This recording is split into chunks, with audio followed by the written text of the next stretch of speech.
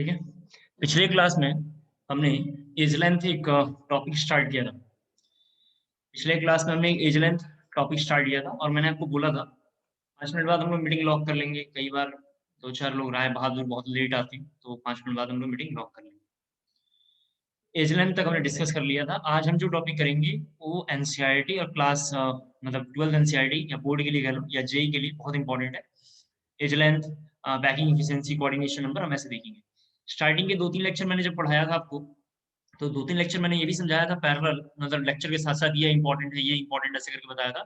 अभी हम 2-3 lecture continue पहले पढ़ेंगे।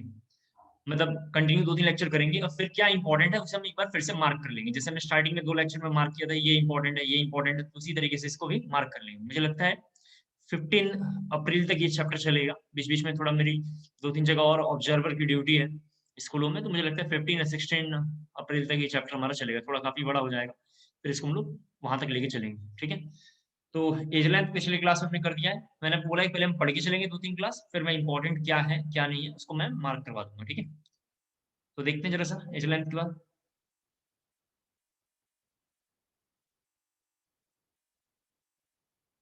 ठीक है।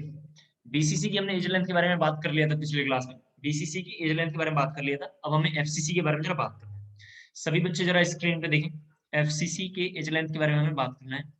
तो इसमें थोड़ा एक लाइन डेफिनेशन आपको लिखना है। लिखेंगे atoms present along, atoms present along,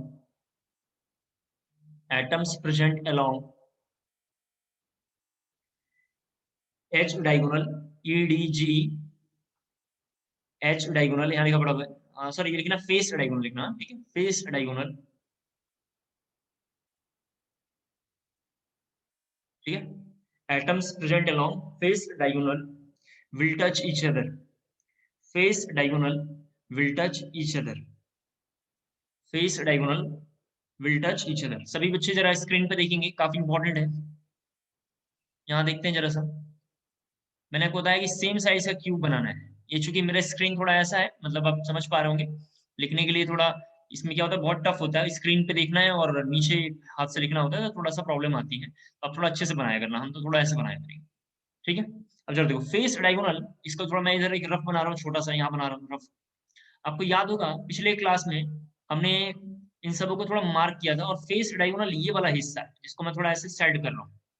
तो मैं कहना चाह रहा हूँ फेस डायगोनल ये है। तो आपको याद होगा कि एक सर्कल मैंने आपसे बताया था कि इस तरीके से पड़ा हुआ है। एक सर्कल पूरा का पूरा इस तरीके से बना हुआ है। ये एक सर्कल है। इसका मतलब सर्कल का, और एक सर्कल यहाँ पे बना हुआ है, आप जानते हैं अच्छे से।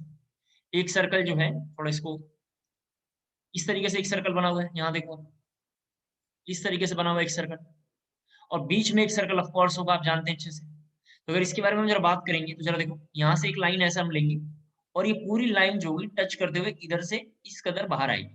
तो बाहर में एक आर है, इनसाइड एक आर है, यहाँ पे 2 आर है। आप जानते हैं 2 आर क्यों है? क्योंकि इस पॉइंट से 2 आर रेडियस बनेगा। एक रेडियस यहाँ है, एक रेडियस यहाँ है। मैंने आपको पिछले क्लास में बताया है कि एनसीईआरटी में स्मॉल आर होगा, हम लेकिन कैपिटल आर लिखेंगे। काफी आगे पढ़ने के बाद मैं बताऊंगा कैपिटल आर और स्मॉल आर में डिफरेंस क्या हो, मैं बताऊंगा। लेकिन अभी हम स्मॉल आर नहीं लिख सकते हैं, ध्यान रखना है, कैपिटल आर हम लिखेंगे। तो हम जब देखेंगे यहाँ पे टोटल वैल्यू, यहाँ से लेके यहाँ तक की जो वैल्यू देखेंगे वो दिखाई दे रहा है 4 आ रहे हैं। और आपको पता है फेस डायगोनल की जो वैल्यू होती है, मतलब लेंथ ऑफ फेस डायगोनल कितना होता है? √3 होता है। कितना होता है? √3। तो हम लिखेंगे √3 बाई कितना? 4। तो अगर मैं यहाँ से लिखूँ इस तरीके से √3 इक्वल टू 4, तो अगर मैं a इक्वल टू के बारे में बात करूंगा तो इजिली लिख सकते हैं। सॉरी, जरा एक बार देखो यहाँ पे,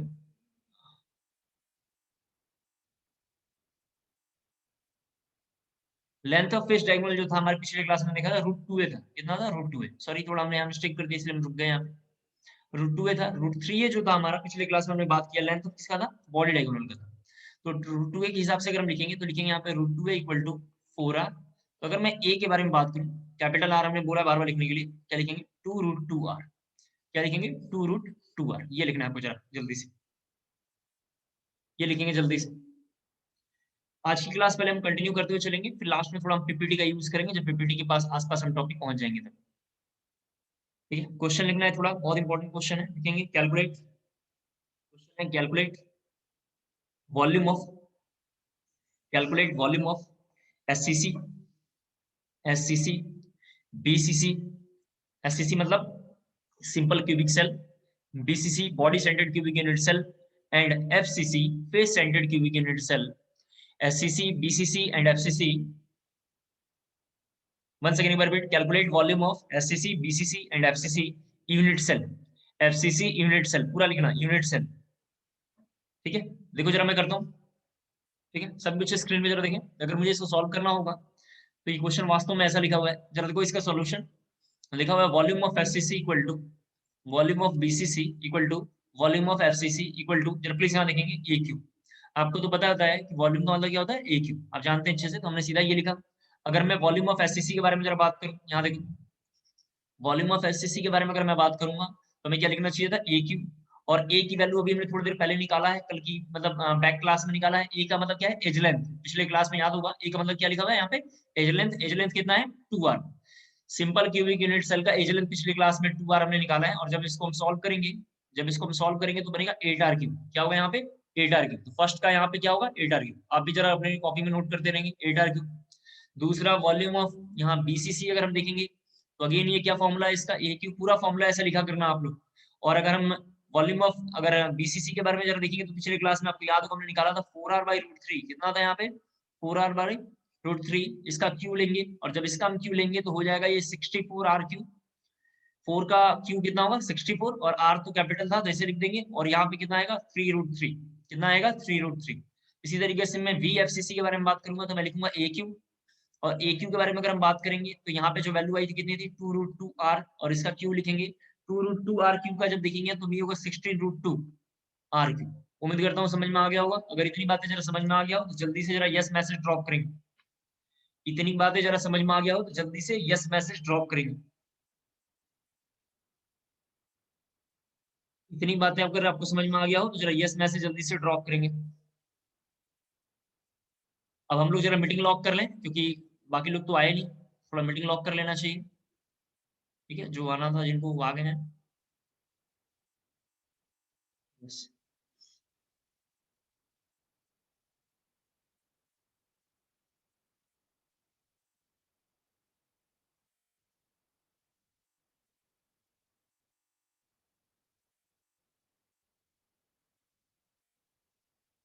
ठीक है, क्वेश्चन लिखना है. नेक्स्ट क्वेश्चन अगेन मैं एक जरा क्वेश्चन ही समझाऊंगा फिर आप निकालना. ठीक है, क्वेश्चन लिखना है calculate volume of atoms. Question है calculate volume of atoms. Calculate volume of atoms present in SCC, present in SCC, BCC, SCC, BCC and FCC. SCC, BCC and FCC unit cell. Unit cell. Unit cell हो गया. जरा देखो मैं इधर इसको solve करूंगा. सभी बच्चे जरा स्क्रीन पे देखें, बहुत इंपॉर्टेंट है. एक जरा मैं बताता हूँ फिर आप जरा करके मुझे 2 आंसर बताना. ठीक है, देखो यहाँ जरा स्क्रीन पे देखें, ये लिखा हुआ है वॉल्यूम ऑफ एटम्स, जिसको हम लोग लिखेंगे वी एटम, वी कैपिटल, और बेस में एटम्स लिखना है. तो वॉल्यूम ऑफ एटम्स यहाँ लिखा हुआ है inside unit cell equal to volume of atom inside unit cell. Question में बोल रहा है यही. यहाँ पे लिखेंगे नंबर ऑफ, लिखना है यहाँ पे number of atoms per unit cell. Number of atoms per unit cell into number of atoms per unit cell volume of into volume of one atom into volume of one atom. Volume of an atom. चलो देखो इसको solve अगर हम करेंगे, इस बात को थोड़ा न्यूमेरिकली फॉर्मूला इसी को डिराइव करेंगे तो ऐसा हम लिख सकते हैं वी एटम्स. ये सेम लाइन है जो नीचे लिख रहा हूँ. तो वॉल्यूम एटम लिख सकते हैं. Number of atom per unit cell को पिछले क्लास में हम जेड बोल रहे थे. Number of atoms per unit cell का जो सिंबॉलिक रिप्रेजेंटेशन था उसको हम क्या बोलते थे, जेड बोलते थे. अब वॉल्यूम ऑफ वन एटम कितना होता है, हमने पिछले क्लास में पढ़ा है 4/3 पाई आर क्यूब. आपको याद होगा मेंसुरेशन क्लासों में आपने पढ़ा होगा इस तरीके का. लेकिन ये आर अब ऐसा नहीं लिखना है. अब हमें आर कैसा लिखना है, कैपिटल लिखना है. स्मॉल आर कहाँ लिखना है, उसका समय आने वाला है, कल या परसों में आएगा. अभी बस हम देखेंगे कैपिटल आर लिखना है हर बार. ठीक है, एनसीईआरटी में स्मॉल आर आइडेंटिफाई होगा लेकिन हमें यहाँ पे कैपिटल आर लिखना है. क्लियर हो गया होगा. तो वॉल्यूम एटम का ये फॉर्मूला है. पिछले क्लासों में जेई मेंस में पूछा हुआ है. पिछले क्लासों में जेई मेंस में फॉर्मूला पूछा हुआ है. इसको जरा आप कॉपी कर लेंगे. इसके बाद जरा देखो मैं एक बार निकालता हूँ. एससीसी के बारे में अगर हम बात करेंगे कि एससीसी को जरा निकालना है. एससीसी का आपको पता है जेड की वैल्यू कितनी होती है, 1. कैसे पता चला, पिछले क्लास में नोटबुक में हमने लिखवाया, वहां से हमने कॉपी किया. और अगर मैं यहाँ से वॉल्यूम ऑफ एटम निकालूं तो मैं लिखूंगा 1 इंटू 4/3 पाई और R cube, as it is हम लिख देंगे, तो ये कितना होगा 4/3 पाई आर क्यू। ये सब रफ है, ये वाला तो पूरा का पूरा रफ है, ये जो हम इधर कर लिख रहे हैं ऐसे ये रफ है, ये सब रफ है, काम का नहीं है। तो एससीसी का हमने ये पहला कैलकुलेट करा है। इसी तरीके से मुझे कोई बीसीसी का और एफसीसी का कैलकुलेट करके बताए। सभी बच्चों से रिक्वेस्ट है जेड जरूर लिखना इधर, हाँ जेड लिखना, ठीक है, पीछे से देख के कॉपी करना बस अपनी नोटबुक से। जल्दी करके वो जरा बताएंगे बीसीसी और एफसीसी की वैल्यू कितनी होगी, कहाँ से कॉपी करना है, पिछले क्लासों में लिखा वहां से कॉपी कर लो तुम लोग, और उसके बाद मुझे करके बताओ।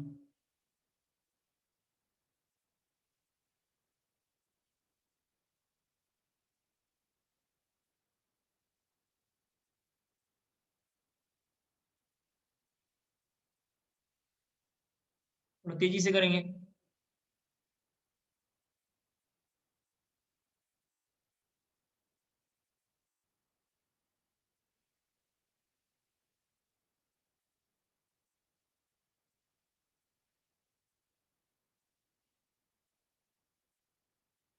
क्या आपने कर लिया? कुछ नहीं करना था यार, 4/3 pi are cube as it is रखना है, 4/3 pi are cube as it is रखना है, और जेड की मल्टीप्लाई करनी है उसमें बस।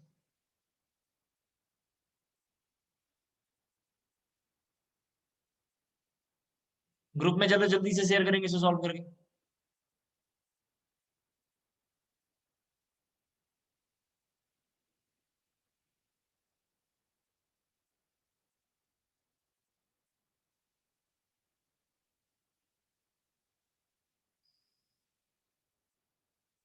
हाँ, एक का सही, बिल्कुल सही भेजा है, रितेश ने सही इसका आंसर लिखा। ग्रुप में जरा जल्दी से शेयर करेंगे इसका आंसर।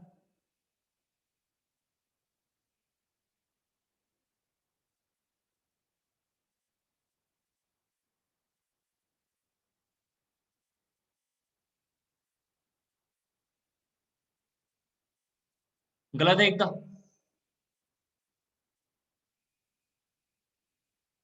गुरताज का एक आंसर, लास्ट आंसर गलत है, सेकंड सही है, थर्ड गलत है।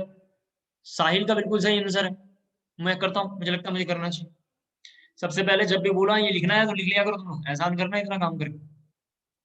देखो यहाँ पे अगर मैं सॉल्व करूंगा तो लिखूंगा जेड इक्वल टू कितना 2, इसकी जेड की वैल्यू कितनी होती है 4। यहाँ पे अगर मैं वॉल्यूम ऑफ एटम्स के बारे में जरा बात करूंगा तो लिखूंगा 4, सॉरी कितना है 2 into 4/3 pi are cube, that is आप जानते हैं 8/3 पाई आर क्यू हो जाए, आप तो समझ पा रहे होंगे। और वॉल्यूम ऑफ एटम्स अगर मैं इसका निकालूंगा तो लिखूंगा 4 इंटू 4/3 पाई आर क्यू। पता नहीं कैसे किसी बच्चे ने यहाँ पे 32 लिख दिया, क्योंकि मुझे ये दिखाई दे रहा है 16/3 पाई आर क्यू। कितना है 16/3 पाई आर क्यू। उम्मीद करता हूँ हो पा रहा होगा, सबने कर लिया होगा इसे। 16/3 पाई आर क्यू, ठीक है। तुम लोग को जब बोलता हूँ तो किया करो यार, पता नहीं कब करोगे। नेक्स्ट जरा सा देखते हैं अगली हेडिंग। नेक्स्ट हमारी हेडिंग है पैकिंग इफिशियंसी। नेक्स्ट हमारी हेडिंग है पैकिंग इफिशियंसी।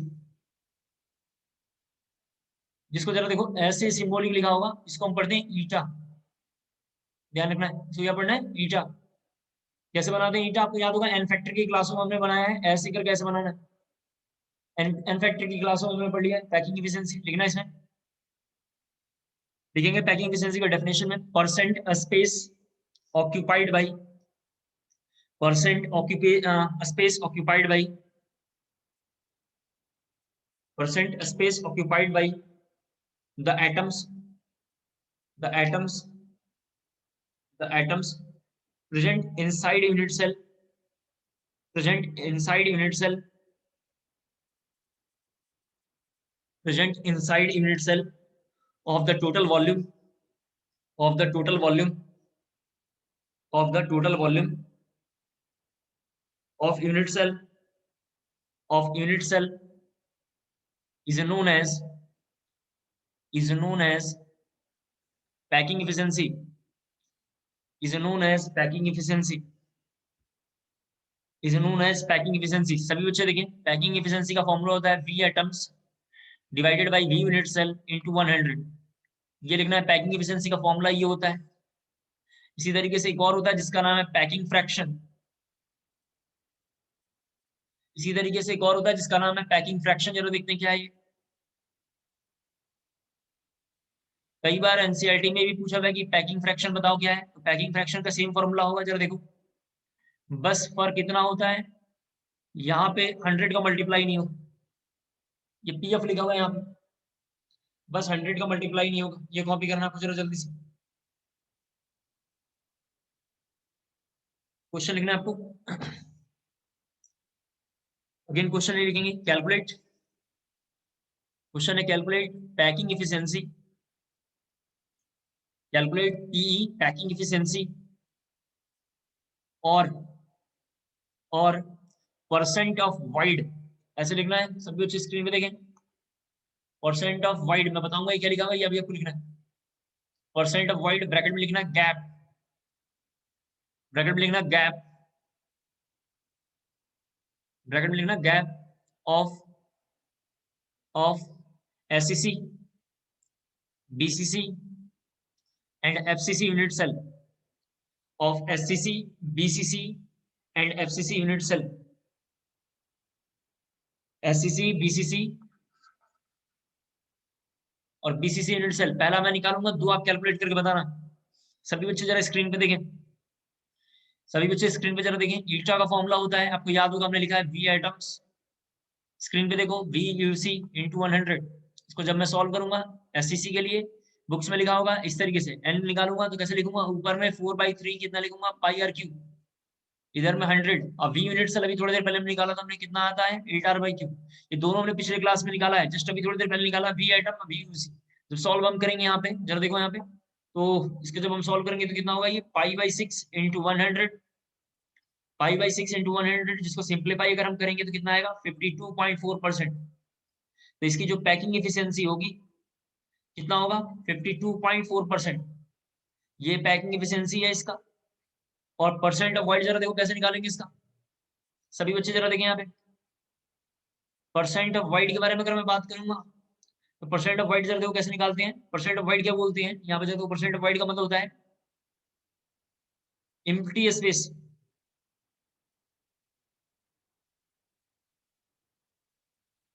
ये इसको हम लोग लोकल वर्ड में गैप बोलते हैं, क्या बोलते हैं, गैप। ये कैसे निकालेंगे, तो 100 में से जितनी पैकिंग एफिशिएंसी होगी इसको लेस कर लेंगे। तो मैं जब 100 में से इसे लेस करूंगा 52.4 को, तो जो रिमेनिंग अमाउंट होगा उसको लिख देंगे, कितना होगा 47.6%।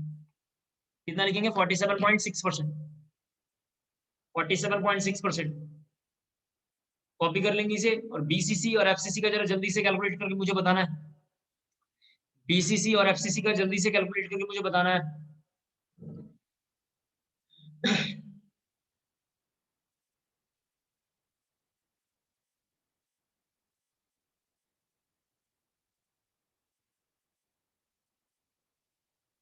बीसीसी और एफसीसी को जल्दी से कैलकुलेट करके बताना है।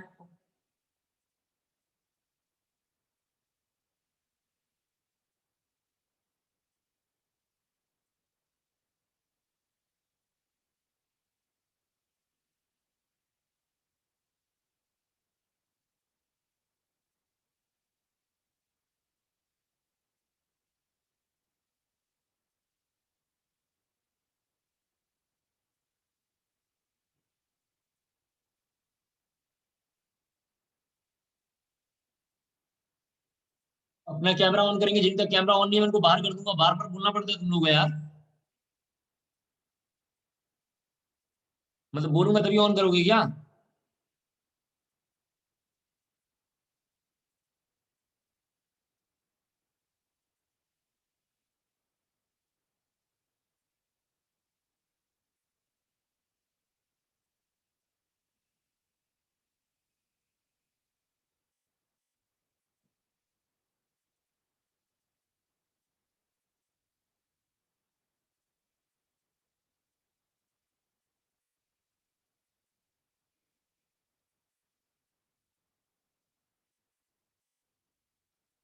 नवजोत, आयुष, अभिजीत, अनुरीत, गुरप्रीत, अभिनंदन। हर बार वार्निंग देना पड़े तो फिर इससे अच्छा है कि आपको बाहर ही रखा जाएगा, और क्या कर सकते हैं।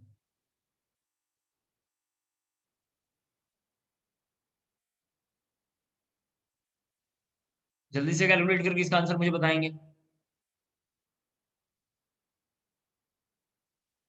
अभिजीत जरा बीसीसी का जल्दी मुझे कैलकुलेट करके बताना।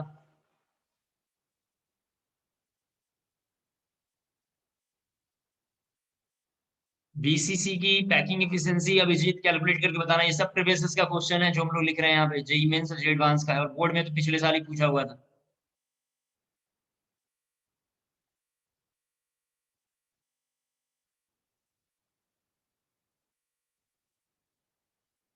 मुझे लगता है एक बार आपने लिखा हुआ फॉर्मूला फिर से जरा एक बार स्क्रीन पे देखते हैं।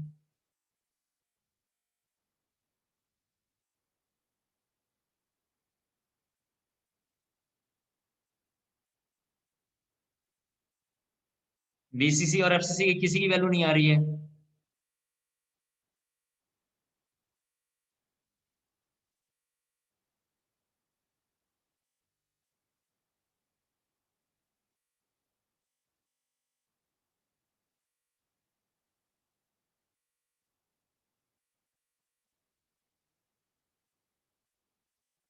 तुम लोग यार समझ नहीं पा रहे हो क्या? मतलब समझ में भी आता है बोलते हो और कर भी नहीं पा रहे हो। बीसीसी का एक आंसर भेजा गलत है।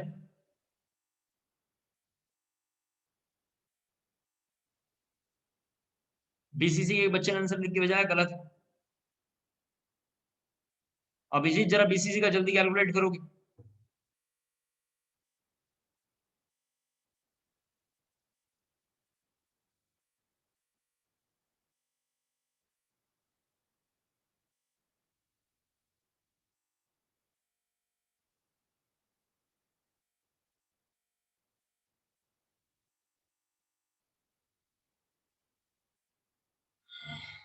एक और आंसर भेजा है 303। अरे गलत है।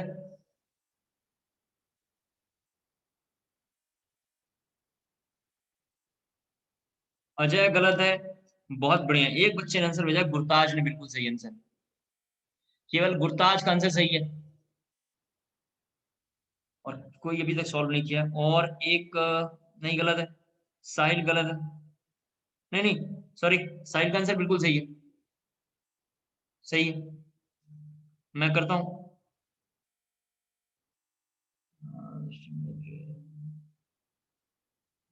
31.6 रितेश का सही है। अब 21.6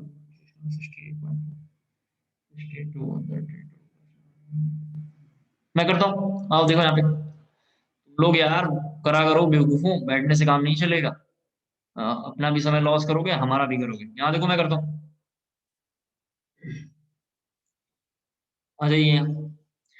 सबसे पहले तो तुम लोग ये समझ में नहीं आ रहा है किसकी वैल्यू कहाँ लिखनी है। ये कहाँ गया स्क्रीन? हाँ, बीसीसी। आपको तो पता है कि नहीं आता हो तो ऐसा लिख लेना चाहिए, वी एटम्स ऊपर लिखना है, वी उसी नीचे लिखना है, इंटू 100। तो आपको पता है कि ईटा लिखेंगे, वॉल्यूम ऑफ एटम आएंगे हम पहले। तो वॉल्यूम ऑफ एटम हमने लिख रखा है, कितना होता है 8/3 पाई आर क्यू।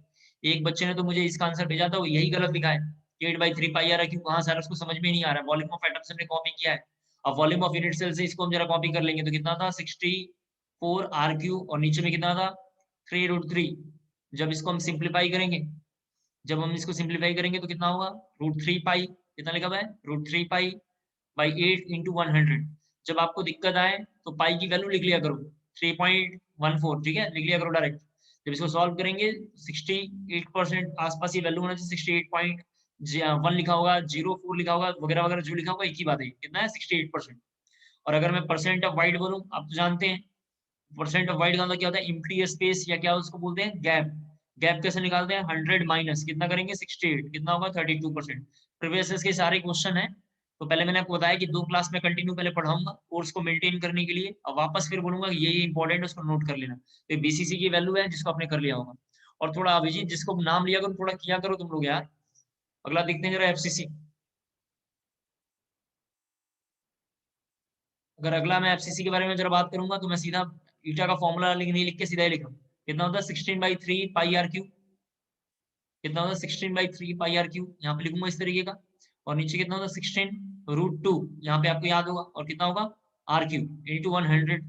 जब इसको हम सॉल्व करेंगे जरा यहाँ पे देखो सब लोग, तो कितना होगा पाई ऊपर रह जाएगा, पाई ऊपर रह जाएगा, नीचे में क्या आएगा 3√2 × 100। ये आर क्यू वगैरह सब हट गया होगा, खत्म हो गया। ये इस तरीके से हो जाएगा। जब इसको हम सिंप्लीफाई करेंगे तो कितना होगा ये 74%, कितना होगा 74%। परसेंट ऑफ वाइड के बारे में अगर मैं बात करूंगा, परसेंट ऑफ वाइड कैसे निकालेंगे, 100 वाइड का मतलब होता है गैप, ये गैप कैसे निकालते हैं मैं वो भी बताऊंगा, अभी तो बस ये फॉर्मूला सीधा हमने लिख दिया। 100 माइनस 74 लिखूंगा, कितना आएगा 26%, कितना आएगा 26%। चलो जल्दी से कॉपी करना है, बिल्कुल सही, गुरताज का इसका आंसर भी बिल्कुल सही था, बिल्कुल सही, अनुरीत का भी बिल्कुल सही आंसर है, पीछे से कॉपी करना था बस। अभी नॉलेज चेक करने के लिए क्वेश्चन और बोलूंगा, काफी डिफिकल्ट से मुझे करके बताना, जो बता पाएगा मैं समझूंगा पैकिंग एफिशिएंसी समझ पा रहा हूँ। अब जरा मेरी बात ध्यान सुन लो इसको लिखने के बाद। हमने जब स्टार्टिंग करा था कोर्स, जब हमने 11 में स्टार्ट किया था तो मैंने बोला था कि मैटर पूरा यूनिवर्स मैटर है। फिर हमने बोला मैटर के 4 पार्ट है, सॉलिड लिक्विड गैस और प्लाज्मा, सॉलिड लिक्विड गैस और प्लाज्मा। फिर हमने प्लाज्मा और गैस स्टेट क्लास 11 में कवर कर लिया था, आप जानते हैं अच्छे से। फिर प्लाज्मा के बाद हमने आपसे बताया था कि सॉलिड और लिक्विड हम लोग पढ़ेंगे क्लास 12 में, जिसे हमने सॉलिड स्टार्ट करा था। सॉलिड दो तरीके का, एमरफस क्रिस्टलाइन, एमरफस फालतू है, क्रिस्टलाइन हमारे काम का है। फिर क्रिस्टलाइन के बहुत सारे पार्ट हैं, उसमें क्यूबिकल सबसे बढ़िया और सिमेट्रिकल है अरेंजमेंट, जैसे हम क्यूबिकल को बहुत पढ़ते हैं बाकी को नहीं पढ़ते। फिर क्यूबिकल के आगे जब हमने कोर्स को थोड़ा कंटिन्यू किया, क्यूबिकल बार बार अभी तक यहाँ पढ़ते हुए आ रहे हैं, जैसे एफसीसी एससीसी, इन सबों के नाम में दिखा रहा है face centred cubic unit cell, BCC मतलब body centred cubic unit cell. इस तरीके से हम पढ़ते हुए आ रहे हैं क्यूबिकल। क्यूबिकल्स में भी सबसे ज्यादा पैकिंग एफिशिएंसी जिसकी होगी, जरा ध्यान सुनना है, जिसकी पैकिंग एफिशिएंसी जितनी ज्यादा होगी उसको हम उतना अच्छा सॉलिड नेचर में लेते हैं। तो सबसे अच्छा पैकिंग एफिशिएंसी किसकी है यहाँ पे, एफसीसी की है।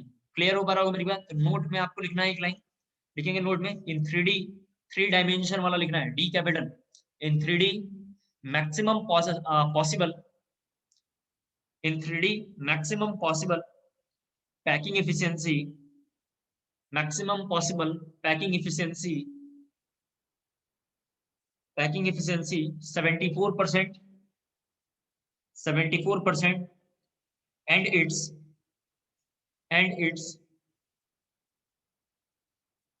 shown by SHOWN, shown by CCP, shown by CCP cubical close packing, CCP आगे उसका पूरा नाम लिखना है, cubical close packing, cubical close packing पूरा नाम लिखना, CCP cubical close packing, CCP, that is small I, that is FCP, that is FCC, sorry FCC लिखना, FCC face centered cubic unit cell, that is FCC, and HCP, क्या लिखता हूं, HCP hexagonal close packing, HCP hexagonal close packing।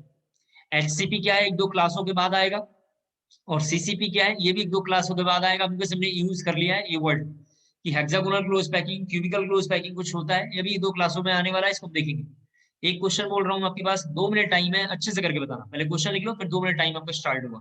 लिखना है question, previous JEE का question है, लिखना है calculate packing efficiency PE, calculate PE of unit cell, of unit cell in which atoms are, in which atoms are, calculate packing efficiency in which atoms are। लिखा आप लोगों ने question, एक बार दोबारा रिपीट कर रहा हूं, calculate packing efficiency of unit cell, of unit cell in which atoms are present at corner, atoms are present at corner, as well as, as well as edge center, as well as edge center, EDGE, EDGE, edge center, as well as edge center। 2 minute time है आपके पास, 10:42 हो रहा है, 2 minute time है बस, जल्दी करेंगे। पहले फिगर ड्रॉ करना है इसका, बिना फिगर का मुझे आंसर नहीं चाहिए, और पूरा डिटेल मेरे को स्क्रीनशॉट शेयर करना है। और इसका आंसर बताता हूँ कौन करेगा, थोड़ा स्क्रीन पे देख लें कितने लोग आए हुए हैं उसके हिसाब से। जसप्रीत, गुणवीर, आयुष और गुरप्रीत, ये 4 लोग जरा पहले इसे करके बताएंगे जल्दी से।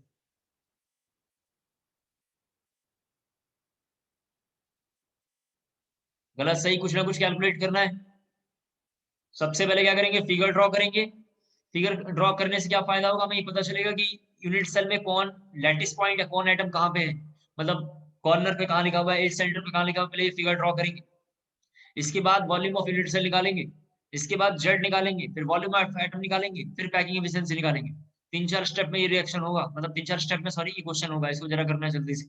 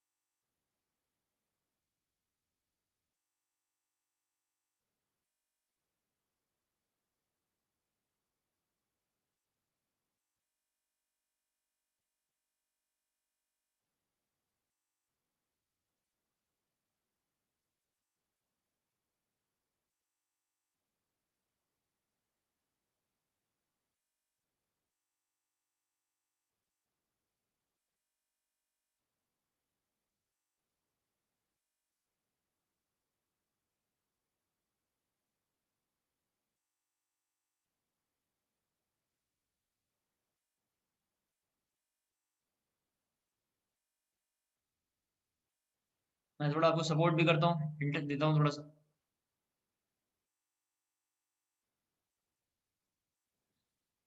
हिंट ये है, पहले फिगर फिगर देखते हैं।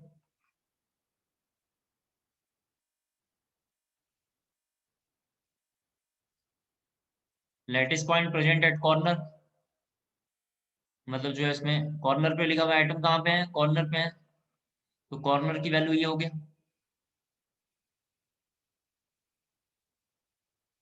और कहाँ पे है, एज सेंटर पे है। एज सेंटर इसको बोलते हैं, पिछले क्लास में हमने देख लिया है, इसको बोलते हैं एज सेंटर, इसको बोलते हैं एज सेंटर, आपको पता है। और यहाँ से यहाँ तक कि एक ये होगा, और ए का मतलब एज लेंथ होता है, और एज लेंथ की वैल्यू कितनी है, 2r। एज लेंथ की वैल्यू कितनी है, 2r। अब जैसे ही 2r लिखेंगे, आप समझ पा रहे होगे क्या हो जाएगा, यहाँ पे गलत हो जाएगा।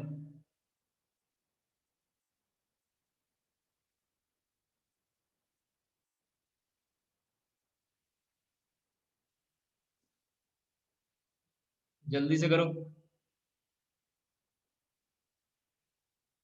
एज लेंथ लिखेंगे तो गलत हो जाएगा, आप जानते हैं।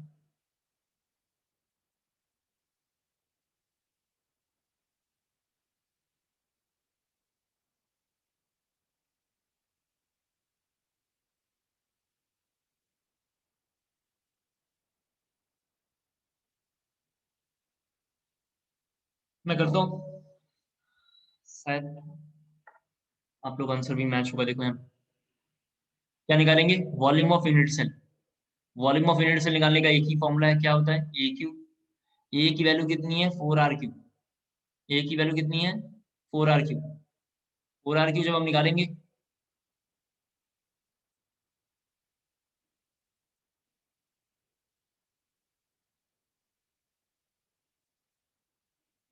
जब देखो 4r क्यू निकालेंगे तो कितना होगा, ये 64, कितना होगा, 64r क्यू।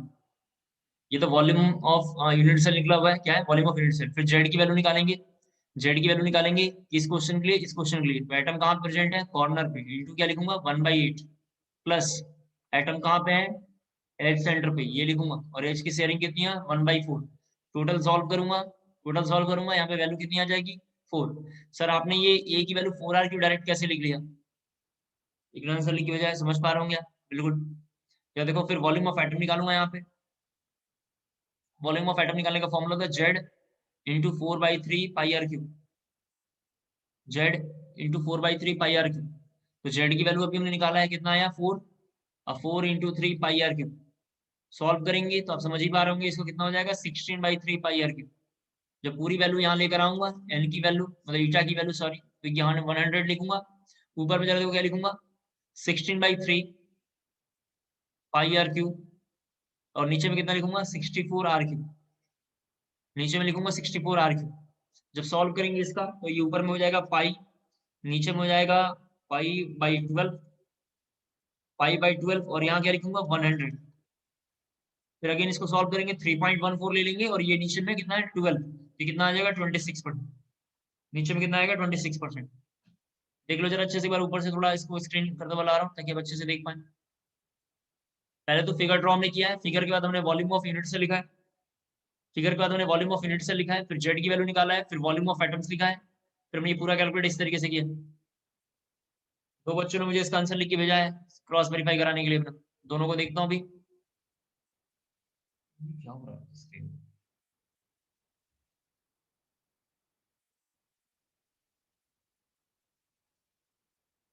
वेट करेंगे जरा।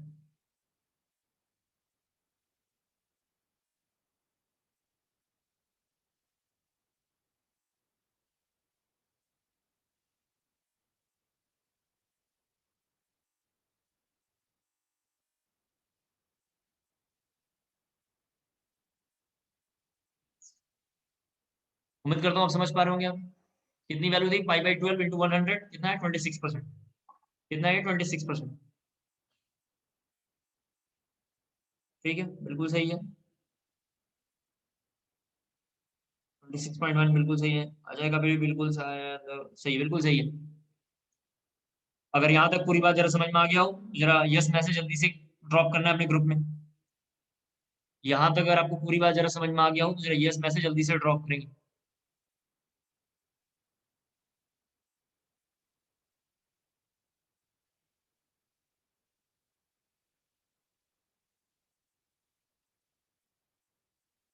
ठीक है, नेक्स्ट हेडिंग जरा देखो क्या लिखना है।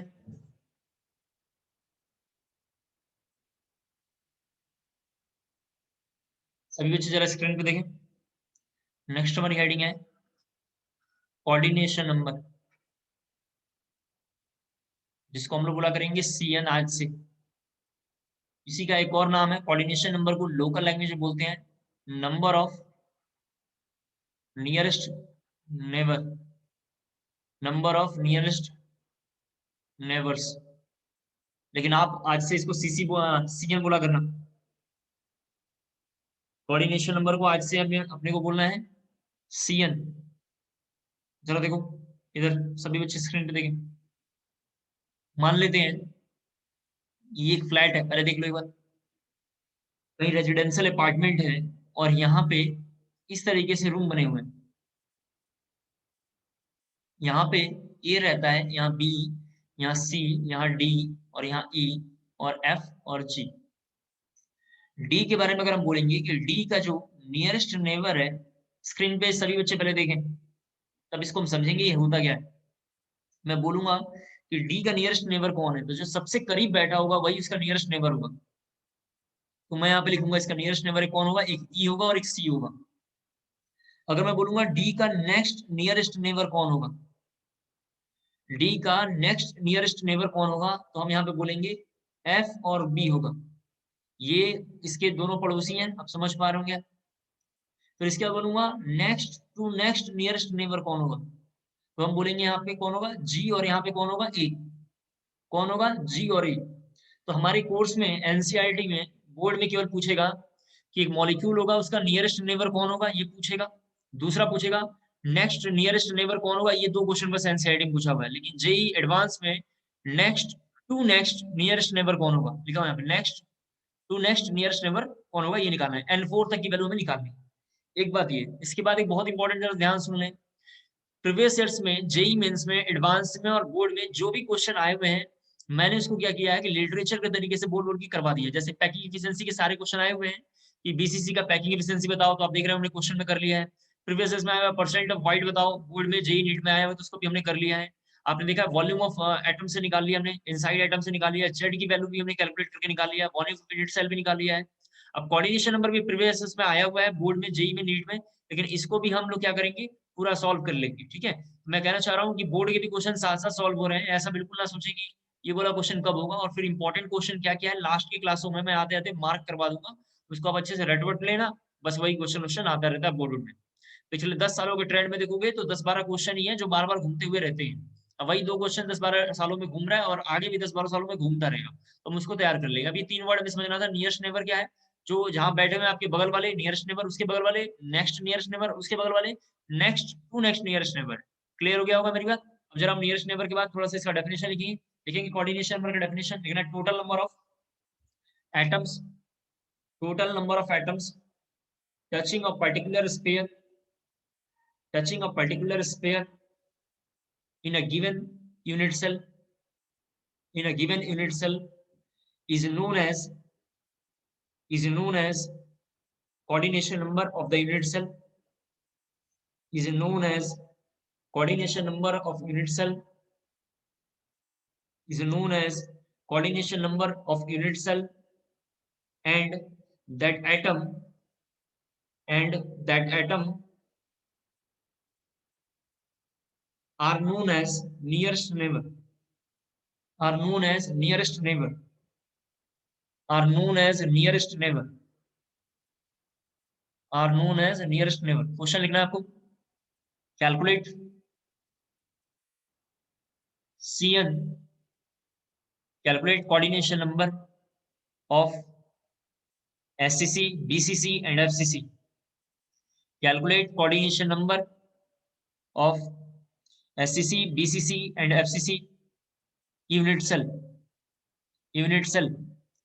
रफ जरा इधर सभी बच्चे स्क्रीन पे देखेंगे रफ पहले एक बार जरा यहाँ रफ देखो इधर साइड में स्क्रीन पे देखें मैंने आपको बताया था कि एक नियरेस्ट नेबर वर्ड क्या होता है मैंने अभी आपको समझाया कि जस्ट आप जहां बैठे हुए आपके दो बगल वाले लड़के या लड़कियां नियरेस्ट नेबर उसके ठीक आगे वाले दो क्या बनेंगे नेक्स्ट नियरेस्ट नेबर फिर आगे वाले को क्या बोल रहे हैं नेक्स्ट नियरेस्ट नेबर नाम है next to next nearest neighbour हमें N4 तक की वैल्यू कैलकुलेट करनी है ये NQ है ये N2 है ये N2 NQ N4 नहीं है ये NN है NN है इस तरीके से लिखा हुआ है ये जो NN होता है इसी को NCERT वाले मानते हैं कोऑर्डिनेशन नंबर एक बार फिर से बोल रहा हूँ हम ये चार वैल्यू निकालेंगे मैं कहना चाह रहा हूँ हम निकालेंगे N2 N3 N4 ये हम निकालेंगे लेकिन आपसे जैसे ही पूछता है कि कोऑर्डिनेशन नंबर निकालें कोऑर्डिनेशन नंबर का मतलब क्या है केवल और केवल हमारा N है क्या है NN है समझ रहे हैं यानी N2 है NN है N स्क्वायर है N2 ऐसा मान के चलना है लेकिन हम कहां तक निकालेंगे N4 तक की वैल्यू निकालेंगे इफ इन केस कभी क्वेश्चन में आता है कि केवल कोऑर्डिनेशन नंबर बताएं तो आपको ध्यान रखना वो NN पूछ रहा है अगर आपसे क्वेश्चन में पूछता है N4 बताएं यानी 4 टाइम्स N की वैल्यू बताएं क्या होता है तो आपको कैलकुलेट करना पड़ेगा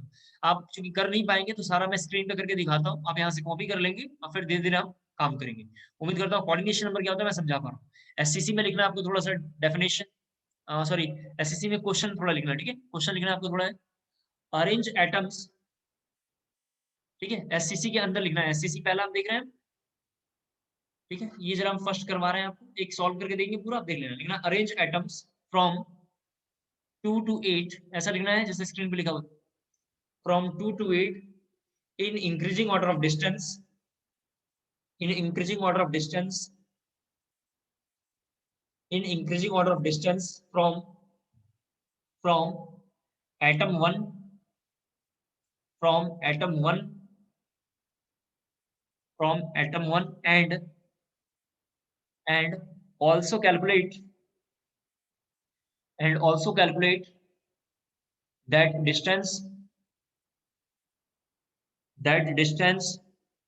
in the given unit cell in the given unit cell in the given unit cell मैं जरा एक बनाता हूं SCC का फिगर यहां देखो सब बच्चे काफी इंपॉर्टेंट है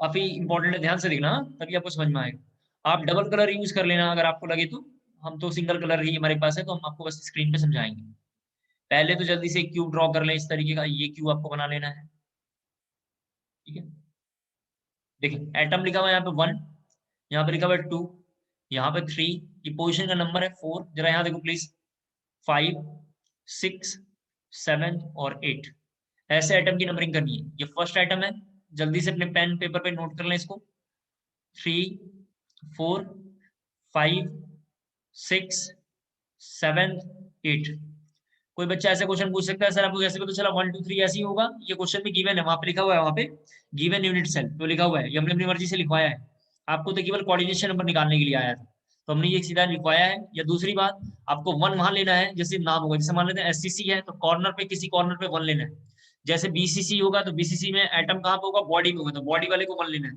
फेस सेंटर मतलब फेस वाले को 1 से स्टार्ट करना है ठीक है SCC मतलब SCC का मतलब कॉर्नर तो कॉर्नर से स्टार्ट करना है BCC तो उसमें बॉडी वाले को 1 लेना है और FCC मतलब किसी एक फेस को 1 लेना है ठीक है समझ पा रहा हूँ अब जरा देखो मैं इधर करता हूँ सभी बच्चे जरा स्क्रीन पे देखेंगे मैंने बोला आपसे डबल कलर आपको यूज करना है अब जरा इस क्यूब को मेरे हाथों को जरा सा देखना है थोड़ा स्क्रीन इसका बड़ा करता हूँ मैं समझाने के लिए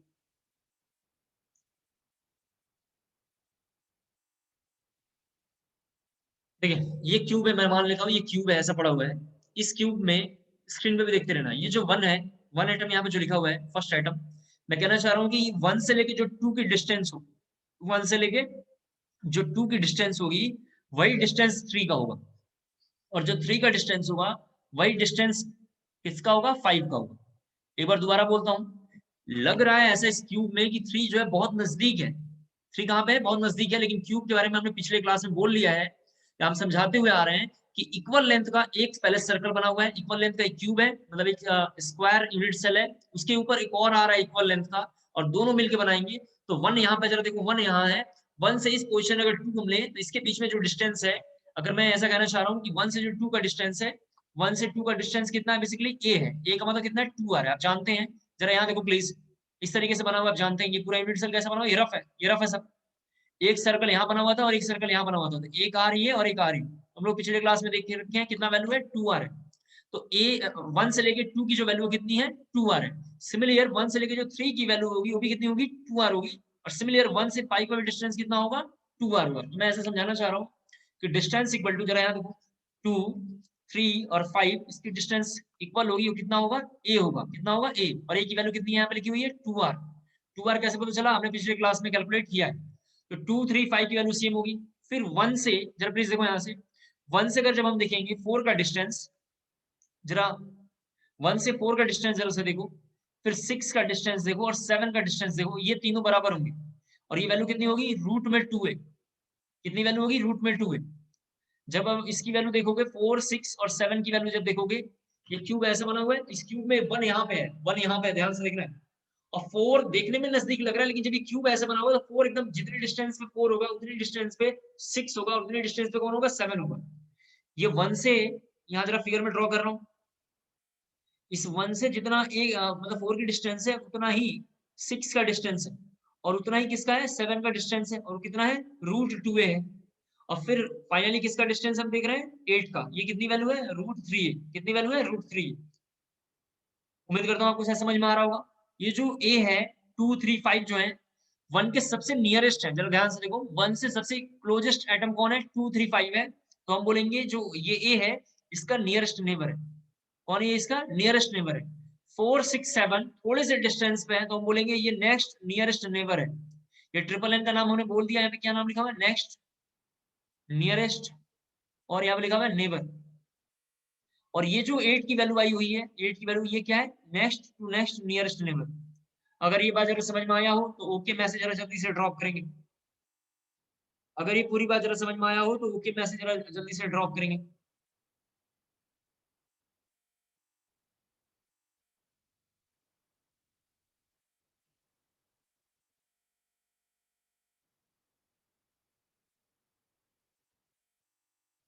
किसी बच्चे ने मान लिया, एक क्वेश्चन अभी पूछा नहीं, मैं मान लेता हूँ किसी बच्चे ने ऐसे पूछा कि सर ये ए रूट 2 ए रूट 3 ये कहाँ से ला रहे हैं, तो हमें पता है कि दो एटम जब बहुत पास आएंगे, टच करेंगे एक दूसरे को, तो उनके बीच में दो हाफ हाफ सर्कल आएगा, तो बोलेंगे 2r। और 2r क्या है, उसका एज लेंथ है, तो हमने ए से रिप्रेजेंट करा है। ये रूट 2 ए कहाँ से ला रहे हैं हम रूट 2 ए इसलिए ला रहे हैं कि इस मॉलिक्यूल से, जरा यहाँ देखना है, 1 से लेके जब हम 7 के बीच में जा रहे हैं, इस 1 एटम से लेके 7 के बीच में जा रहे हैं, तो पूरा ये फेस डायगोनल बना रहा है। और लेंथ ऑफ फेस डायगोनल पिछले क्लास में हमने पढ़ लिया कितना होता है, रूट 2 ए होता है। आपको फिगर में लिखना नहीं है, मैं बना कैसे दिखा रहा हूँ। और 4 से जब 1 से लेके जब 8 की ओर हम आ रहे हैं, तो इसके बीच में ये फिगर बन रहा है, ये फिगर बन रहा है, और आप जानते हैं ये फिगर की वैल्यू कितनी होती है, रूट 3 है। इसका क्या नाम है, लेंथ ऑफ बॉडी डायगोनल है। उम्मीद करता हूँ आपको क्लियर हो पा रहा होगा। कोई एग्जांपल देखते हैं थोड़ा समझाने के लिए, तो फिर आपको थोड़ा क्लियर होगा। लिखना है आपको एग्जांपल, लिखना है जरा आपको एग्जांपल एक, देखो यहाँ एग्जांपल है NaCl। NaCl का स्ट्रक्चर जरा मैं ड्रॉ करूंगा, देखो यहाँ बना रहा हूँ। सभी बच्चे यहाँ जरा देखें, अपनी मर्जी से Na को मान लेते हैं, कोई भी Na को, 1 एटम पे मान लो, Na या Cl किसी को मान लो, तो हमने Na को माना है। आप Cl को भी मान सकते हैं, कोई प्रॉब्लम नहीं है। मैं Na प्लस को ऐसा मान लेता हूँ, और Cl माइनस को ऐसा मान लेता हूँ, क्रॉस बना लिया। Cl माइनस कहाँ है, क्रॉस पे है। तो Na के सराउंडिंग में जरा देखो, ऐसा लिखा होगा बुक्स में, इसके पास इधर एक Cl होगा, एक इधर Cl होगा, और एक इधर Cl होगा। आगे Cl हमने क्यों नहीं लिखा है, मैं इधर जरा एक बार क्वेश्चन भी लोकेट कर दूं, जरा प्लीज देखो यहाँ पे 1, फिर यहाँ लिखा हुआ है 2, ये 3, 4 और 5, ये 6, 7 और 8। तो मैं कहना चाह रहा हूँ कि 3, 4, 5 सॉरी 2, 3, 5 पे 3 सीएल लगे हुए हैं। 3, 2, 4, 5 पे सॉरी 2, 3, 5 पे 3 सीएल लगे हुए हैं। क्यों 3 सीएल है यहाँ पे? अब समझ पा रहे हो तीनों कैसे हैं? नियरेस्ट नेबर है। तो मैं समझाना चाह रहा हूँ कि NaCl में अगर हम सीएल की पोजीशन देखेंगे तो नेक्स्ट सीएल जो होगा वो यहाँ पे होगा। नेक्स्ट सीएल कहाँ होगा? यहाँ पे होगा। इसके बाद अगला सीएल कहाँ होगा? वो यहाँ पे होगा। फिर अगला सीएल के बारे में अगर हम बात करेंगे तो कहाँ पे होगा? इस साइड बना हुआ होगा। तो जो टोटल Na, ये जो Na बना हुआ है इसका कोऑर्डिनेशन नंबर Na प्लस का जो कोऑर्डिनेशन नंबर होगा या नियरेस्ट नेबर होगा वो कितना होगा? 6 होगा। कैसे पता चला? इस बार कोऑर्डिनेशन नंबर इसका 6 होगा। Na प्लस या Cl माइनस किसी एक को अपनी मर्जी से मान लो कॉर्नर पे। कॉर्नर पे क्यों मानेंगे? क्योंकि एससीसी का ये स्ट्रक्चर है, तो अपनी मर्जी से हम एक कॉर्नर पे मानेंगे। उस कॉर्नर के सराउंडिंग एटम हम देखेंगे कितने हैं, जो सराउंडिंग में उसी का नाम कोऑर्डिनेशन नंबर है या उसी का क्या नाम है? नियरेस्ट नेबर है। तो हम देख रहे हैं कि जो डॉटेड लाइन है उसके 3 सराउंडिंग में क्लोरीन है। 2, 3, 5 पे कौन है? क्लोरीन है। सिमिलर जो 2, 3, 5 होगा उसी के ऊपर भी एक क्यूब होगा, एक राइट में क्यूब होगा, एक लेफ्ट में क्यूब होगा, फिर लेफ्ट के ऊपर भी क्यूब होगा, तो एक राइट के ऊपर भी क्यूब होगा। तो जब हम सारी क्यूब्स को एक पास लेकर आएंगे तो हमें दिखाई दे रहा है 1 से 2 की डिस्टेंस, 1 से 3 की डिस्टेंस, 1 से 5 की डिस्टेंस। पहले तो तीनों बराबर है, A equal to 2R। Similar जो क्यूब अभी हमने राइट के डायरेक्शन में बनाया है उसी के ठीक आगे लेफ्ट में अगर हम बनाते हैं तो अगला सीएल वही मिलेगा जहां पे वो बना हुआ आप देख रहे हैं। अगला सीएल वहां मिलेगा। फिर उसके ऊपर 2 क्यूब अगर हम बनाएंगे तो 2 क्यूब जैसे बनेंगे तो सीएल की 2 पोजीशन वहां मिलेगी। सिंस Na के ये केवल 6 सराउंडिंग एटम है तो हम बोलेंगे Na का कोऑर्डिनेशन नंबर कितना होगा? 6 होगा। सिमिलर अगर आपने Cl माइनस उस कॉर्नर पे अगर बनाया होता तो 6 Na प्लस सराउंडिंग में बने होते तो हम बोलते हैं कि Cl माइनस का भी कोऑर्डिनेशन नंबर कितना है? यहाँ पे 6 लिखा हुआ है। देखा जरा से यहाँ पे लिखा हुआ है ये Cl माइनस का भी कोऑर्डिनेशन नंबर कितना है? यहाँ पे लिखा हुआ है 6 लिखा हुआ है। उम्मीद करता हूँ आपको क्लियर हो पा रहा होगा। अगर ये पूरी बात जरा समझ में आ गया हो तो जल्दी से यस मैसेज जरा ड्रॉप करेंगे। अगर ये पूरी बात जरा समझ में आ गया हो तो जल्दी से जरा यस मैसेज ड्रॉप करेंगे।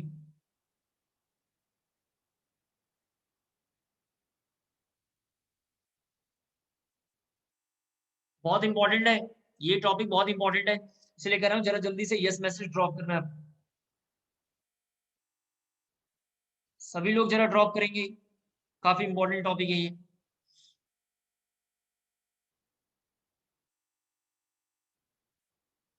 अब जरा हम लोग पीपीटी की ओर चलते हैं, एक बार थोड़ा पीपीटी में देख लेता हूँ, फिर पीपीटी की ओर बढ़ते हैं आगे।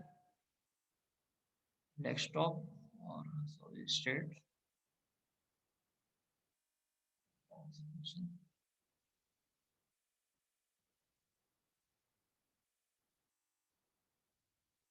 देखिए पीपीटी की ओर आ जाए वापस। सबको पीपीटी इजीली दिख रहा होगा, ठीक है? क्या मेरी स्क्रीन शेयर हो गई है? जरा बार देख लो, ये स्क्रीन पे विजिबल है क्या? सॉलिड स्टेट लिखा हुआ लाइन दिख रहा है आपको? एक बार जरा कोई जरा मुझे बताया कि स्क्रीन पे सॉलिड स्टेट लिखा हुआ दिख रहा है? यस सर, ओके ठीक है, यहाँ दिख रहा है। स्क्रीन पे जरा आ जाओ। ये ब्रैग्स इक्वेशन जो डेरिवेशन है ये मैं पढ़ा था, लेकिन ब्रैग्स इक्वेशन जेई और नीट और बोर्ड के सिलेबस से हट गया तो फालतू को इसको छोड़ देंगे, काम करनी है। ये ब्रैग्स इक्वेशन को थोड़ा हम लोग ऐसे ही हटा देते हैं, हट गया सिलेबस से, ये काम करनी है। तो ब्रैग्स इक्वेशन को थोड़ा हम लोग ऐसे ही हटा देते हैं, काम करनी है। ये डिवाई भी हटा दिया है, ठीक है? ये डिवाई मेथड भी ये सब हट गया तो इसलिए हमारे काम करनी है। अब जरा हम इधर देखते हैं ब्रैग्स इक्वेशन हटाने के बाद। ये देखो यहाँ पे जाओ, सभी बच्चे देखें unit cell and crystal lattice. Screen पे देखना, ये सब हमने पढ़ा दिया, थोड़ा जल्दी जल्दी समझ में आएगा। यूनिट सेल के बारे में बात करेंगे तो यूनिट सेल के बारे में डेफिनेशन लिखा हुआ है। जब देखो यूनिट सेल के बारे में डेफिनेशन लिखा हुआ है, थोड़ा मैं स्क्रीन शेयर कर रहा हूँ तो जरा इसको हाइड कर दूं। देखो यूनिट सेल का डेफिनेशन लिखा हुआ है, ये हमने पिछले क्लास में देख लिया है। नेक्स्ट पेज पे जरा आगे बढ़ेंगे, आपको बस फिगर वगैरह देखते चलना है, कुछ भी याद नहीं करना, कोई कंटेंट लिखना नहीं, बस आपको देखना है। जब इंपॉर्टेंट होगा मैं खुद बोलूंगा कि ये जरा ध्यान से देखो। फिर ये स्मॉलेस्ट यूनिट पार्टिकल है, आप जानते हैं ये इस तरीके का बना हुआ है, क्यूब्स। आप जानते हैं क्यूब्स बने हुए हैं, ये बिल्डिंग ब्लॉक है। और इसका जो सबसे स्मॉलेस्ट पार्टिकल जो होगा उसी का नाम था यूनिट सेल। इसी का क्या नाम है? Unit cell. ये बिल्डिंग ब्लॉक इस तरीके से हमने पिछले क्लास में देखा था। जो भी आपका कोई घर है उस तरीके से बना हुआ है ये।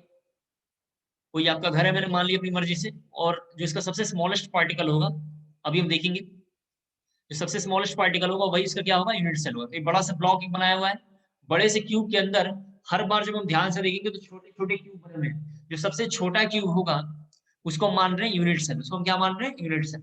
नेक्स्ट पेज पे जरा हम आगे आएंगे तो टाइप्स ऑफ यूनिट सेल हमने देखा है दो तरीके का, प्रिमिटिव और सेंटर्ड या नॉन प्रिमिटिव, इसी का नाम। प्रिमिटिव का ये स्ट्रक्चर है, आप जानते हैं प्रिमिटिव में सारे आइटम कहाँ पे होते हैं, कॉर्नर पे होते हैं। सेंटर्ड इसमें कहाँ होते हैं, इस तरीके से होते हैं। जैसे पहला स्ट्रक्चर में क्या दिखाई दे रहा है, बॉडी में प्रेजेंट, जैसे इसका क्या नाम लिखा हुआ है, बॉडी सेंटर। पहला जो स्ट्रक्चर ये बना हुआ है इसका क्या नाम है, बॉडी सेंटर। दूसरे में हम सारे आइटम देख रहे हैं फेस पे दिखाई दे रहा है, आपको याद होगा फेस सेंटर्ड ये स्ट्रक्चर है, कैसा है, फेस सेंटर्ड। इसके बाद तीसरे में जरा से ये दिखाई दे रहा है दो अपोजिट डायरेक्शन में है, किसी भी दो अपोजिट डायरेक्शन में होता है उसको हम एंड सेंटर बोलते हैं। उम्मीद करता हूँ क्लियर हो पा रहा होगा। फिर इसके बाद सारे आइटम जरा से यहाँ पे देखो ऐसा दिखाई दे रहा है, इसको हम एज सेंटर बोलते हैं। एजेस पे बना हुआ है इसको क्या बोलेंगे, एज सेंटर बोलेंगे। फर्दर इसके बाद जब हम आगे बढ़ेंगे, प्रिमिटिव इस तरीके से होता है, आपको याद होगा प्रिमिटिव कैसा होता है, cubic, tetragonal, orthorhombic, monoclinic, triclinic, hexagonal, rhombohedral. ये क्यूबिक का स्ट्रक्चर ऐसा है, यहाँ देखते चलो जरा सा। और क्यूबिक में क्या होगा, एबीसी का ये रिलेशन है, अल्फा बीटा गामा का ये रिलेशन है। मैंने पिछले क्लास में बोला था आपसे एबीसी और अल्फा बीटा गामा का रिलेशन आपको याद रखना है। एबीसी और अल्फा बीटा गामा का रिलेशन याद रखना है। ब्रेविया लैटिस क्या होता है, और number of primitive unit cell या नंबर ऑफ यूनिट सेल उसमें कितना होगा 14, या कैसे कैसे निकाल के मैंने दिखाया वो सब आपको याद रखना है। 3241121 आपको याद रखना है। इसमें जरा देखो ये टेट्रागोनल का है, टेट्रागोनल का नीचे वाला स्ट्रक्चर है कि एबीसी में क्या रिलेशन होगा आप देख सकते हैं। फिर ये ऑर्थोहोम्बिक है, ऑर्थोहोम्बिक का जैसा स्ट्रक्चर ऐसा दिखाई दे रहा है, आप देख सकते हैं ऑर्थोहोम्बिक। फिर इसके बाद ये मोनोक्लिनिक है, मोनोक्लिनिक का ये स्ट्रक्चर है। इसके बाद ट्राइक्लिनिक इसे बोलते हैं, ट्राइक्लिनिक का ये स्ट्रक्चर है। इसके बाद ये हेक्सागोनल है, हेक्सागोनल अभी हम पढ़ने वाले हैं क्लासों में, हमने आपसे बोला था आज की क्लास में हेक्सागोनल क्लोज पैकिंग हम पूरा डिटेल में पढ़ेंगे तो क्लियर होगा, और सीसीपी भी हम पूरा डिटेल में पढ़ने वाले हैं। फिर इसके बाद हेक्सागोनल में रोम्बोहेड्रल ये है, और रोम्बोहेड्रल का ये स्ट्रक्चर है। रोम्बोहेड्रल हमने पिछले क्लास में बनाया था 2D वाले फिगर में, जब आप देखेंगे तो वहां क्लियर होगा। नेक्स्ट जरा आगे बढ़ते हैं। तो सेंटर्ड का नाम जैसे देखो बॉडी सेंटर लिखा हुआ है, बॉडी में प्रेजेंट होगा। ये फेस सेंटर्ड क्योंकि फेस पे प्रेजेंट है। ये एंड सेंटर क्योंकि एंड पे, यानी टू अपोजिट डायरेक्शन में फेस होगा। ये टू अपोजिट कोई जरूरी नहीं टॉप बटन हो, लेफ्ट राइट भी हो सकता है, फ्रंट बैक भी हो सकता है। नेक्स्ट जरा आगे बढ़ते हैं। ये primitive variation of centred unit cell लिखा हुआ है, primitive and its variation with centred unit cell. ये हमने पिछले क्लास में देख लिया। जरा ये टेबल में थोड़ा फॉरवर्ड तेजी से करके दिखा रहा हूँ, जरा आप अच्छे से देख पाए। ये पहला ऐसा बना हुआ है कि क्यूबिक का ये नाम होगा, और आपको याद होगा 3 बनते थे वहां पे, आपको याद होगा 32411 CTOHRMT 32411। तो वहां पे आप देखेंगे लिखा primitive, body centre, face centre. वहां पर लिखा है primitive, body centre, face centre. ये तीनों का फिगर कैसे बनेगा हम जानते हैं, हमने पिछले क्लास में देख लिया, बार बार हम बनाएंगे नहीं, अभी अब देखते चलो बस। इसके बाद ये ऑर्थोम्बिक है, ऑर्थोम्बिक में 4 था, आपको याद होगा ऑर्थोम्बिक में 4 था। नेक्स्ट जरा से देखेंगे मोनोक्लिनिक है, ये ट्राई क्लिनिक है, आप जानते हैं ट्राई क्लिनिक में कितना था, 1 था। आपसे ये नहीं पूछेगा 1 का फिगर बनाया, ये 2 का फिगर बनाया, आपसे बस पूछेगा कौन थे, बस उधर ध्यान रखना। नेक्स्ट जरा आगे बढ़ते हैं। तो ये हेक्सागोनल है, हेक्सागोनल हमने बोला पढ़ाएंगे। ये रोम्बोहेड्रल है, ये रोम्बोहेड्रल है। फिर नंबर ऑफ पॉसिबल जरा से देखो, ये यूनिट सेल हमने यहाँ पे लिखा है कि इसके 4 पॉसिबल है, इसके ओनली 1 प्रिमिटिव पॉसिबल है, ओनली 1 प्रिमिटिव पॉसिबल है। ऑल 4 का मतलब हुआ primitive, body centre, face centre and and centre. इसको हमने ऐसे थोड़ा लिख रखा है। इसका 3, क्यूबिक का 3, टेट्रागोनल का 2, ऑर्थो का 4, मोनोक्लिनिक 2, फिर यहाँ पे 1, फिर 2, सॉरी 1, फिर लिखा हुआ यहाँ पे 1, 32411 इस तरीके से लिखा हुआ। जब हमने सबको सम किया तो कितना है 14। इस 14 का नाम है ब्रेविया लैटिस। 14 का नाम यहाँ पे जरा से देख लो क्या लिखा हुआ है यहाँ पे, 14 3D लैटिस कॉल्ड ब्रेविया लैटिस। उम्मीद करता हूँ यहाँ तक हमने देख लिया। नेक्स्ट जरा से आगे बढ़ते हैं। इसके एमसीक्यू जरा से, ये एमसीक्यू एनसीईआरटी का है जो हमने यहाँ पे रख लिया है। इनमें से कौन सा टाइप ऑफ यूनिट सेल नहीं है, तो आप जानते हैं टेट्राहेड्रल यूनिट सेल में नहीं आता है। ये सब एनसीईआरटी के क्वेश्चन है जो ऑब्जेक्टिव मैंने बनाया है, ठीक है। नेक्स्ट क्वेश्चन ये लिखा हुआ है, इनमें से कौन सा प्रिमिटिव नहीं है, इनमें से कौन सा प्रिमिटिव नहीं है, तो आप जानते हैं नन ऑफ दिस, इसमें से सबके सब कैसे हैं, प्रिमिटिव है, ठीक है। नेक्स्ट जरा सा देखते हैं। इसका लिखा हुआ है एबीसी के रिलेशन से, मैंने आपको बताया था एबीसी के रिलेशन से भी क्वेश्चन प्रीवियस में आया हुआ है। जो ये लिखा हुआ है एबीसी का रिलेशन, जरा सा देखते चलो। एबीसी के रिलेशन से भी प्रीवियस में क्वेश्चन आया हुआ है, तो जब हम देखेंगे तो इसके हिसाब से आंसर होगा हेक्सागोनल। मैंने बोला एबीसी और अल्फा बीटा गामा की वैल्यू आपको याद रखना है। इसके बाद ये अगेन एबीसी के रिलेशन से क्वेश्चन आया हुआ है, कौन सा होगा, इसका आंसर होगा मोनोक्लिनिक, ठीक है। नेक्स्ट जरा सा फर्दर आगे बढ़ते हैं। तो क्यूबिक यूनिट सेल को जरा देखते हैं क्या है, ठीक है। क्यूबिक यूनिट सेल में देख रहे हैं हम प्रिमिटिव और सेंटर्ड लिखा हुआ है, ये प्रिमिटिव और यूनिट सेल के सेंटर्ड लिखा हुआ है ये। फिर प्रिमिटिव यूनिट सेल को मैंने क्लासिफाई किया है इस तरीके से, ठीक है। प्रिमिटिव को भी क्लासिफाई किया हुआ है, क्यूबिक, टेट्रागोनल वगैरह वगैरह जो लिखा हम देख लिया हमने, ठीक है। ये 3 टाइप से होंगे क्यूबिक यूनिट सेल। ये 3 बने हुए हैं यहाँ पे। पहला जैसे क्यूबिक है, एससीसी जिसको आप जानते हैं, जेड क्या होता है हमने पिछले क्लास में सब देख लिया है, तो जरा मैं थोड़ा इसको तेजी से यहाँ पे बना के दिखा रहा हूँ। यहाँ पे सभी बच्चे जरा देखो डबल डबल कलर यूज किया हुआ है सब में, यहाँ पे डबल कलर यूज किया हुआ है। ऐसा आपको बना के थोड़ा ये दिखा रहा हूँ, ऐसे क्या ये सब है आपको सभी समझ में आएगा। आपको याद होगा, सभी बच्चे जरा ध्यान से देखें, आपको याद होगा मैंने बोला था कि lattice point simple cubic unit cell का कितना था, 8 था। जेड की वैल्यू कितनी थी, 1 थी। जेड हमने पिछले क्लास में देख लिया है। सर ये बॉल अंदर बने हुए डॉटेड का मतलब ये क्या है, आपको याद होगा मैंने बोला था, मैं जरा यहाँ पे ड्रॉ कर रहा हूँ फिगर, जरा सभी बच्चे स्क्रीन पे देखें दोबारा। इसका स्क्रीन फिर शेयर करना पड़ेगा।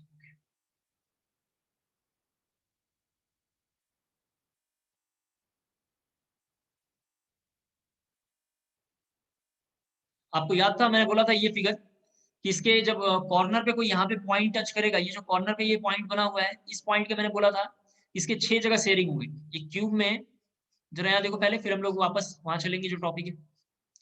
अगर यहाँ पे कोई पॉइंट रखा होगा, कोई बॉल यहाँ पे अगर रखेंगे आप इस पिलर पे, कॉर्नर पे कोई एटम होगा, इसकी शेयरिंग के बारे में बात करेंगे तो एक शेयरिंग इधर हुई होगी। इसको और अच्छे से अगर हम देखें तो इस तरीके से बना सकते हैं, ध्यान से देखो।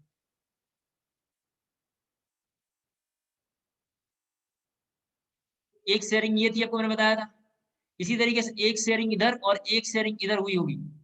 जैसे एक शेयरिंग यहाँ था, ये शेयरिंग कैसे हो रहा है, यहाँ पे थोड़ा पूरा एक सर्कल ड्रॉ कर लेते हैं।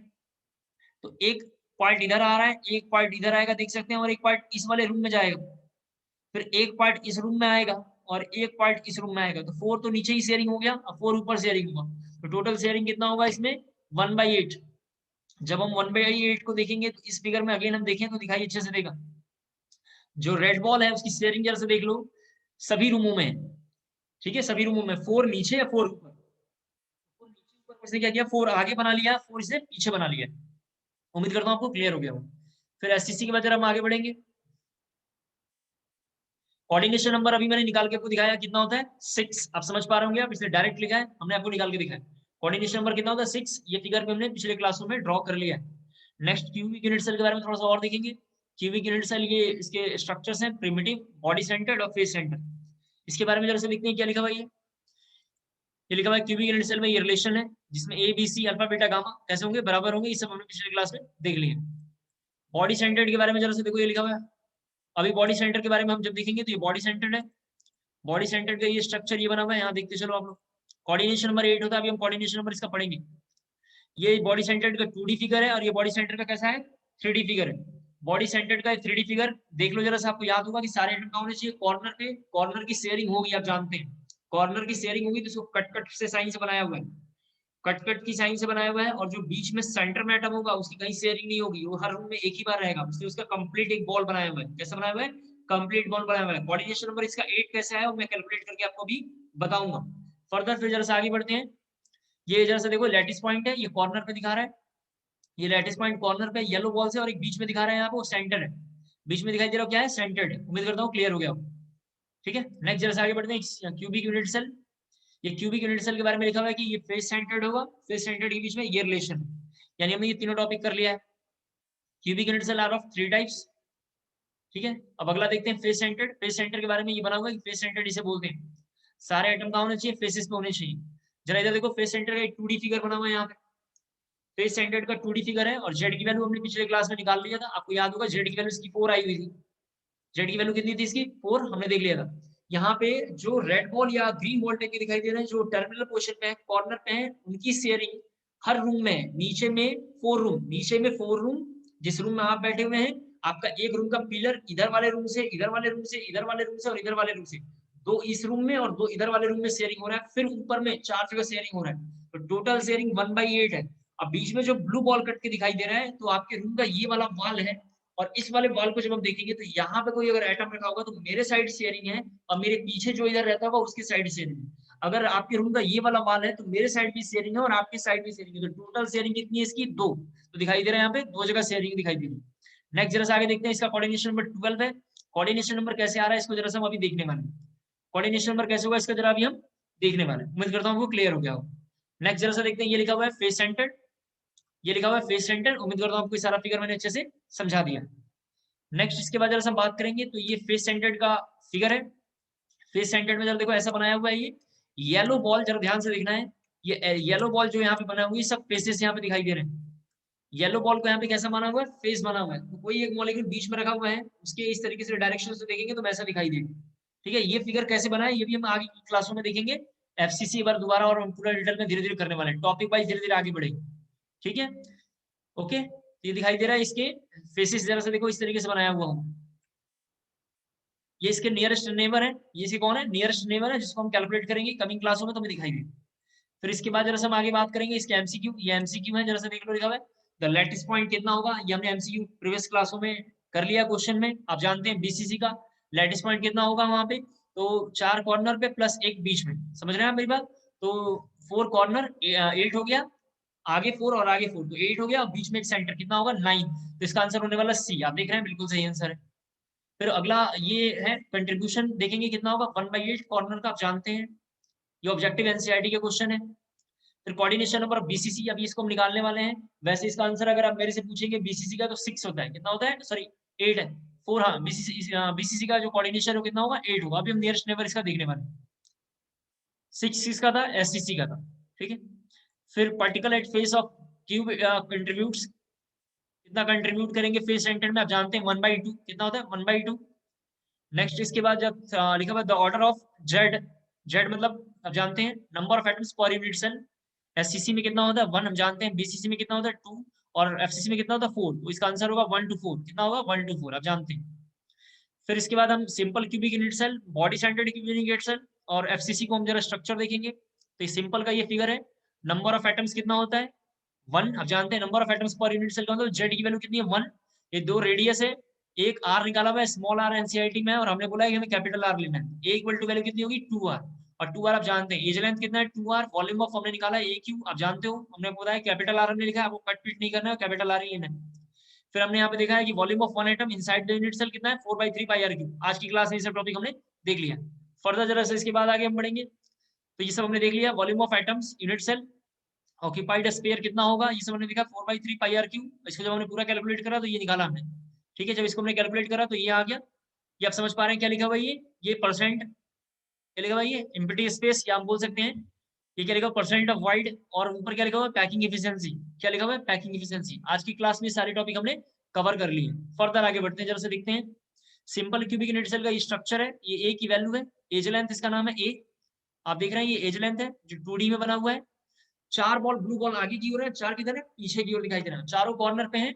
एक दूसरे को 2 बॉल आके टच कर रहे हैं। जब भी 2 बॉल आके टच करेंगे, ऊपर के 2 बॉल टच करेंगे तो 2 हाफ सर्कल इनसाइड होगा, 2 हाफ सर्कल कहाँ होगा बाहर होगा। तो बाहर वाले को हम कंसीडर नहीं करेंगे।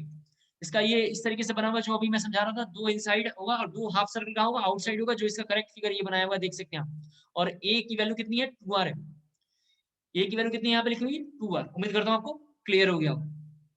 फिर इसके बाद हम बीसीसी को जरा देखेंगे। तो बीसीसी का ये स्ट्रक्चर है, एक पूरा सेंटर में पड़ा हुआ होगा, 4 जो कि कॉर्नर पे, और 4 कहाँ होंगे पीछे वाले कॉर्नर पे। जो 4 कॉर्नर पे बॉल होंगे, कोई भी 2 बॉल एक दूसरे को जब टच करेंगे तो उनका हाफ ऑफ सर्कल रिंग में होगा, क्यूब में होगा, और हाफ ऑफ आउटसाइड में होगा, जो यहाँ पे दिखाई दे रहा है। तो बॉडी सेंटर के बारे में भी दिखाई इस तरीके से दे रहा है। ये सब लेंथ वगैरह कैसे कैलकुलेट किया है ये हम पूरा डिटेल में भी पढ़ने वाले हैं। अगर यहाँ तक पूरी बात जरा समझ में सभी बच्चों को आ गया हो तो जरा ओके मैसेज ड्रॉप करना है जल्दी से। ये अभी हम आगे फिर से पढ़ाएंगे तो फिर आपको हम लोग इसके बारे में थोड़ा और देखेंगे। यहाँ तक जरा समझ में आ गया हो तो जरा वो ओके मैसेज जल्दी से ड्रॉप करना है।